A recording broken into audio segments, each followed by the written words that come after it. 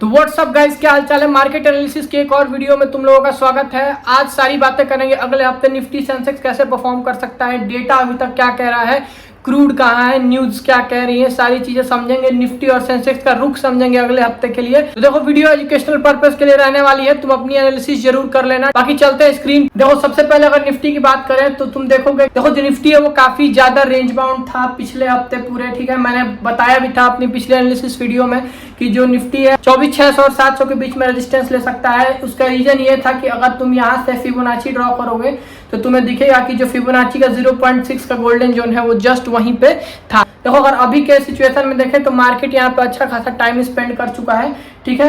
अब देखो, थोड़ा ओआई डेटा की अगर बात करें अभी फिलहाल के हिसाब से तो 24,600 पे देख रहे हो, बहुत ज्यादा। और लास्ट डे जिस दिन मार्केट क्लोज हुआ है फ्राइडे के दिन, उस दिन तुम देखो कॉल ओआई में ऑलमोस्ट 4.2 करोड़ का चेंज है। इसका मतलब ये समझो कि जो 17 करोड़ टोटल ओपन इंटरेस्ट था कॉल में से, उसमें से 4 करोड़ पिछले दिन फ्राइडे को बना है। ठीक है, अब ये दो तरीके से मार्केट को इंपैक्ट कर सकता है, वो चीज समझेंगे। बाकी पुट ओआई डेटा भी थोड़ा सा इंक्रीज हुआ है, पर ऑब्वियस चीज है कि काफी ज्यादा गैप देख पा रहे हो तुम। तब पर देखो, एक सिनेरियो समझो, अभी अगर तुम 24,600 के पास डेटा देखोगे तो कॉल ओआई डेटा लगभग 55 लाख है और पुट ओआई 85 लाख है। यहाँ पुट ओआई डेटा ज्यादा है। इसका मतलब है कि जो सेलर्स हैं वो चाहते हैं कि मार्केट की एक्सपायरी जो है वो 24,600 के ऊपर ही क्लोज हो। पर एक और चीज यहाँ समझने लायक ये है कि कहीं ना कहीं एक सेंटिमेंट वीक हुआ है, क्योंकि लास्ट डे अगर देखोगे तो कॉल ओआई डेटा में लगभग 64 लाख जो है पोजीशंस इंक्रीज हुए हैं, पर पुट ओआई पे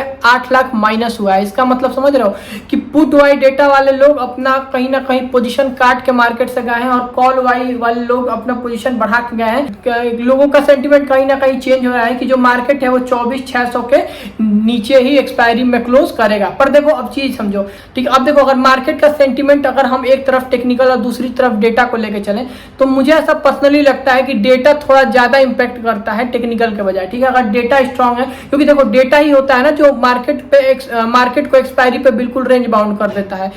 पुट ओआई डेटा वाले सेल करके बैठ जाते हैं नीचे, कॉल ओआई डेटा वाले ऊपर सेल करके बैठ जाते हैं। अब सिचुएशन ये होता है कि वो मार्केट को इतना ज्यादा रेंज बाउंड कर देते हैं कि मार्केट कंसोलिडेट होकर क्लोज कर देता है। ठीक है, अब अगर देखो क्रूड का अगर प्राइस देखोगे तो क्रूड जो है वो ₹1 ऊपर जाके और कहीं 1.5% ऊपर क्लोज हुआ है। तो ये थोड़ा बहुत वीक सेंटीमेंट देता है मार्केट को। अब इसका रीजन भी ये है कि यूएस ईरान में थोड़ा सा जो एक बातचीत हो रही थी वो फिलहाल अभी के लिए बंद हो गई है। ठीक है, अब देखो ग्लोबल मार्केट अगर देखोगे, देखो सबसे ज्यादा जो चीज इंपैक्ट करती है मॉर्निंग में गैप अप गैप डाउन के लिए वो ग्लोबल मार्केट ही होती है। अब ध्यान से अगर देखोगे तो डाउ जोन्स और नैस्डैक ये जितने मार्केट थे वो तो पॉजिटिव है। हमारे लिए ज्यादा पॉजिटिव चीज ये है कि जो गिफ्ट निफ्टी है वो कहीं ना कहीं 24,721 के ऊपर जाके क्लोज हुआ है। समझ रहे हो, मतलब अगर गिफ्ट निफ्टी 24,721 के ऊपर क्लोज हुआ है और मंडे को मार्केट खुलने से पहले गिफ्ट निफ्टी खुल जाता है 7 बजे, और तब अगर ये डाउन नहीं जाता है 24,700 के, तो कहीं ना कहीं ये हमारे मार्केट के लिए एक पॉजिटिव इंपैक्ट कर सकता है और हमारा मार्केट यहाँ से एक अच्छा अपसाइड दिखा सकता है। ठीक है, अब ये तो देखो न्यूज और इन सारी चीजों की बात हो गई। अगर आप देखो लेवल्स की बात करें, देखो इस मोमेंट पे अगर तुम निफ्टी को देखो तो निफ्टी काफी ज्यादा रेंज बाउंड है। और देखो अगर गिफ्ट निफ्टी के हिसाब से देखें, ध्यान समझना, अगर गिफ्ट निफ्टी के हिसाब से देखें तो जो ओपनिंग है वो यहाँ कहीं होनी चाहिए। ठीक है, पर मुझे ऐसा लगता है कि अगर ओपनिंग के हिसाब से देखो, अभी प्रेडिक्ट नहीं कर सकते हैं, अभी कुछ कह नहीं सकते हैं कि ओपनिंग कहाँ होगी, तो इस चीज को थोड़ा साइड ही रखा जाए। ठीक है, पर बात देखो, एक चीज का बात कर सकते हैं कि ये लेवल देखो, ठीक है, 24,500 का लेवल डाउन साइड पे देखना, ध्यान से समझना, और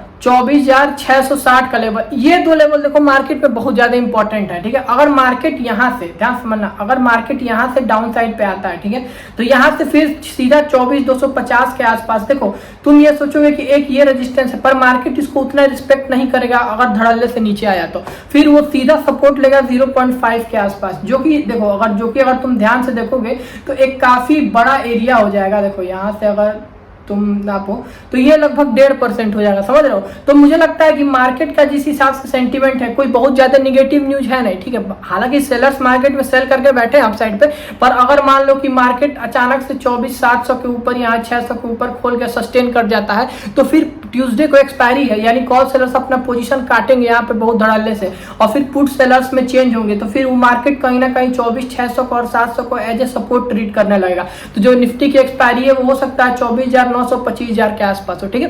बाकी तुम अपना सेंटिमेंट देख लेना क्या करना है। तो देखो मेरा मंडे के लिए प्लान सिंपल है, ठीक है।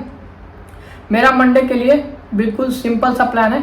मैं सिर्फ ये दो जो जोन है, ये जोन, ठीक है, शॉर्ट टर्म के लिए, इंट्राडे ट्रेड के लिए मैं सिर्फ ये दो जोन है, इनको मैं रिस्पेक्टफुल मानूंगा, ठीक है। ऊपर नीचे का जोन छोड़ दो। अगर मार्केट यहाँ से, ठीक है, एक बार को मैं हो सकता है कि यहाँ तक डाउन साइड का ट्रेड अवॉइड भी करूं। देखो मैं डाउन साइड का ट्रेड में भी नहीं करूंगा।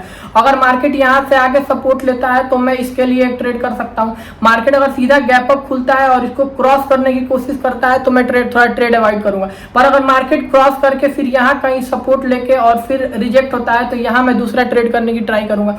और अगर मार्केट यहाँ डाउन साइड पे भी आता है तो मैं यहाँ पे एज ए सपोर्ट हिट को ट्रीट करूंगा, ठीक है। मैं सेलिंग साइड का कोई करने वाला हूँ नहीं ट्रेड, जब तक मार्केट एक अच्छा कोई मतलब सेलिंग साइड का कोई न्यूज या फिर मुझे एकदम ही सेंटीमेंट दिखता है कि मार्केट ये नीचे के जो दो गैप है, देखो अगर मुझे ये लगेगा कि मार्केट ये नीचे के जो दो गैप है इनको फिल करने जा रहा है तो हो सकता है कि मैं एक छोटा सा डाउन साइड कर लूं, पर ऐसे नॉर्मल सिनेरियो में मैं नहीं लेने वाला हूं, ठीक है। तो ये तो हो गया निफ्टी की बात। और देखो लाइव मार्केट में ओपनिंग जैसी भी होगी, जो लेवल्स होंगे वो मैं अपने टेलीग्राम चैनल में डालने वाला हूँ। डिस्क्रिप्शन में तुम्हें लिंक मिल जाएगा, वहां से जाकर तो ज्वाइन कर लेना, ठीक है। अब देखो अब समझते हैं। अब देखो सेंसेक्स का सिनेरियो भी देखोगे तो वही सेम है सिनेरियो की। जो मार्केट है वो अपने 0.5 और 0.6 के 0.5 के आसपास कहीं सपोर्ट ले रहा है, ठीक है, ठीक है। अब देखो सिंपल सिनेरियो है, कोई बहुत ज्यादा मैं 3-5 नहीं करने वाला हूँ। मार्केट अगर गैप डाउन खुलता है, ठीक है, 78,200 पे सपोर्ट लेता है, मैं एक बाइंग प्लान करूंगा। मार्केट अगर थोड़ा गैप अप खुलता है तो हो सकता है कि इस लेवल से रिजेक्ट हो जाए, तो इस बीच में मैं थोड़ा ट्रेड अवॉइड ही करूंगा। बाकी अगर यहाँ सपोर्ट पे मुझे सेंसेक्स मिलता है तो मैं एक अपसाइड का ट्रेड प्लान करूंगा, ठीक है। देखो मेरा ओवरऑल सिनेरियो जितना भी है वो अपसाइड के लिए, और मैं बहुत ज़्यादा कुछ बेयरिश हूँ नहीं मार्केट पे, ठीक है। मैंने पिछली वीडियो में भी कहा था कि मार्केट यहाँ पे थोड़ा कंसोलिडेट कर सकता है, क्योंकि वन गो में अगर 0.6 का लेवल ब्रेक करता है तो फिर वो थोड़ा सा एक हेल्दी नहीं चीज़ होगी और फिर मार्केट वन गो में नीचे भी आ सकता है। अब यहाँ से अगर मार्केट थोड़ा रेंज बाउंड होकर थोड़ा कंसोलिडेट करके फिर यहाँ से ऊपर जाएगा तो हम एक अच्छा मूवमेंट यहाँ से अपसाइड का देख सकते हैं। ऐसा सिनेरियो मैंने पिछली वीडियो में ही बताया था, तो वही सेम सिनेरियो मेरा अभी भी रहेगा। मैं मार्केट को यहाँ कहीं इस सपोर्ट के आसपास या इस सपोर्ट के आसपास बाई करने की का ट्राई करूंगा। अगर मार्केट यहाँ पे आके और यहाँ से रिजेक्ट होता है या यहाँ से रिजेक्ट होता है या गैप अप खुलता है, फिर मैं थोड़ा वेट करूंगा कि मार्केट इस कहीं लेवल के पास या यहाँ के पास कहीं इंट्राडे में एक अपसाइड का रैली दे, तो फिर मैं यहाँ अपनी एंट्री बनाऊंगा, ठीक है। बाकी देखो अगर वीडियो अच्छी लगी हो तो एक थम्स अप दे देना कमेंट में। तुम्हारा अगले हफ्ते का व्यू क्या है मार्केट में, ये भी तुम मुझे कमेंट सेक्शन में बताना, और कीप ट्रेडिंग।